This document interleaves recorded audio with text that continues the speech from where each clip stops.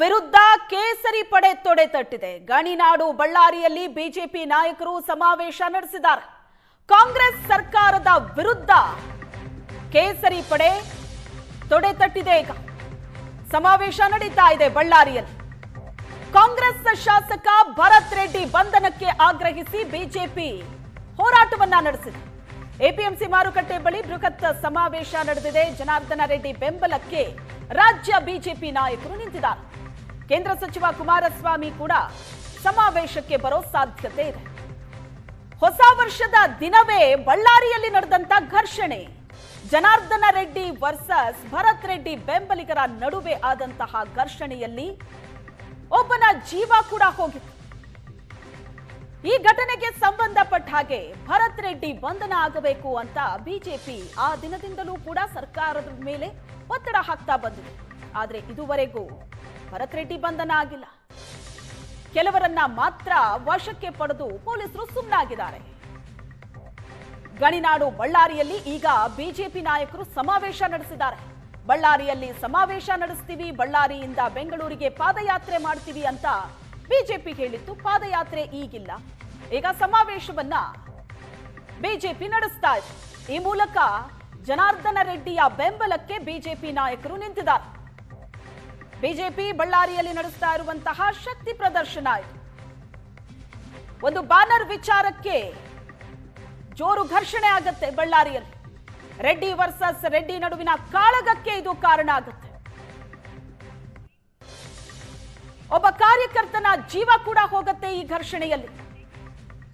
ಈ ಬಗ್ಗೆ ಹೆಚ್ಚಿನ ಡೀಟೇಲ್ಸ್ ಕೊಡ್ತಾರೆ ನಮ್ಮ ಪ್ರತಿನಿಧಿ ನರಸಿಂಹಮೂರ್ತಿ ಸಂಪರ್ಕದಲ್ಲಿದ್ದಾರೆ. ನರಸಿಂಹಮೂರ್ತಿ, ಬಳ್ಳಾರಿಯಲ್ಲಿ ಬಿಜೆಪಿ ನಡೆಸ್ತಾ ಇರುವಂತಹ ಸಮಾವೇಶ, ಯಾರೆಲ್ಲ ಭಾಗಿಯಾಗಿದ್ದಾರೆ ಈ ಸಮಾವೇಶದಲ್ಲಿ, ಏನ್ ನಡೀತಾ ಇದೆ? ಶ್ವೇತಾ, ಈಗಾಗಲೇ ಹೇಳಿದಂತೆ ರಾಜ್ಯ ಸರ್ಕಾರದ ಕಾನೂನು ಸುವ್ಯವಸ್ಥೆ ಹದಗೆಟ್ಟಿದೆ ಅನ್ನೋಂಥ ಆರೋಪದ ಮೇರೆಗೆ ಬಳ್ಳಾರಿಯಲ್ಲಿ ಇವತ್ತೊಂದು ದೊಡ್ಡ ಸಮಾವೇಶ ಆಗಲಿದೆ. ಇದಕ್ಕೆ ಪ್ರಮುಖ ಕಾರಣವಾಗಿರ್ತಕ್ಕಂಥದ್ದು ಬಳ್ಳಾರಿಯಲ್ಲಿ ನಡೆದ ಜನವರಿ 1ರಂದು ನಡೆದಂಥ ಒಂದು ಘರ್ಷಣೆ, ಬ್ಯಾನರ್ ವಿಚಾರಕ್ಕಾಗಿ ನಡೆದಂಥ ಗಲಾಟೆಯೇ ಪ್ರಮುಖ ಕಾರಣವಾಗಿದೆ. ಇದೊಂದು ದೊಡ್ಡ ಅಸ್ತ್ರವನ್ನಾಗಿ ಮಾಡಿಟ್ಕೊಂಡಂಥ ಬಿಜೆಪಿ ನಾಯಕರು ಒಂದು ದೊಡ್ಡ ಸಮಾವೇಶ ಮಾಡೋದಕ್ಕೆ ಬಳ್ಳಾರಿ ಬಿಜೆಪಿಯ ಒಂದು ಒಕ್ಕಟ್ಟನ್ನು ಪ್ರದರ್ಶನ ಮಾಡ್ತಕ್ಕಂಥ ಕೆಲಸವನ್ನು ಇಲ್ಲಿ ಮಾಡಿದೆ ಅಂತ ಹೇಳಿದ್ರು ತಪ್ಪಾಗಲಿಕ್ಕಿಲ್ಲ. ಈಗಾಗಲೇ ಹೇಳಿದಂತೆ ಜನಾರ್ದನ ರೆಡ್ಡಿ ಅವರ ಮನೆಗೆ ಸಾಲು ಸಾಲು ನಾಯಕರು ಬರ್ತಾ ಇದ್ದಾರೆ. ಆರ್ ಅಶೋಕ್ ಅವರು ಬಂದರು, ಚಲವಾದಿ ನಾರಾಯಣ ಸ್ವಾಮಿ ಬಂದರು, ರವಿಕುಮಾರ್ ಅವರು ಬಂದರು, ಗೋವಿಂದ ಕಾರಜೋಳ ಬಂದರು. ಹೀಗೆ ಸಾಲು ಸಾಲು ನಾಯಕರು ಬಂದು ಎಲ್ಲರೂ ಕೂಡ ಒಂದು ನೈತಿಕ ಬೆಂಬಲವನ್ನು ನೀಡುವ ಮೂಲಕ ಒಂದು ಸಮಾವೇಶಕ್ಕೆ ಎಲ್ಲರೂ ಗ್ಯಾದರ್ ಆಗ್ತಾ ಇದ್ದಾರೆ. ಇನ್ನೇನು ಕೆಲವೇ ಒಂದು 15 ನಿಮಿಷ ಅರ್ಧ ಗಂಟೆಯಲ್ಲಿ ಈಗ ಜನಾರ್ದನ ರೆಡ್ಡಿ ಅವರ ಮನೆಯನ್ನು ಬಿಟ್ಟಿದ್ದಾರೆ. ಜನಾರ್ದನ ರೆಡ್ಡಿ ಮನೆಯಿಂದ ನೇರವಾಗಿ ದುರ್ಗಮ್ಮ ಗುಡಿ ಹೋಗ್ತಾರೆ. ಅಲ್ಲಿ ವಿಜಯೇಂದ್ರ ಅವರು ಬರ್ತಾ ಇದ್ದಾರೆ.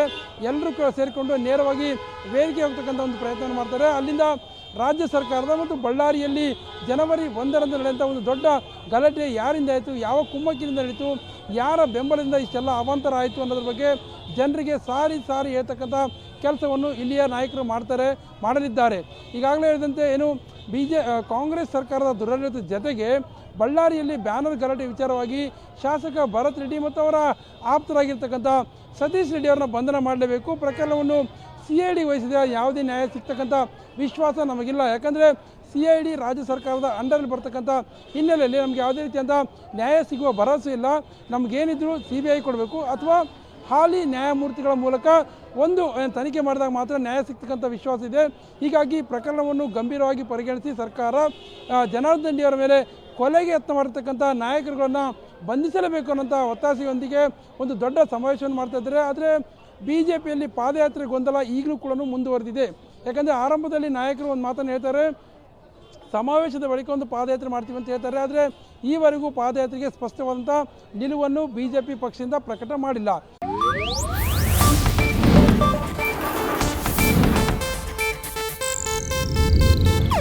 ಇದು ಏಷ್ಯಾನೆಟ್ ನ್ಯೂಸ್ ನೆಟ್ವರ್ಕ್ ಪ್ರಸ್ತುತಿ.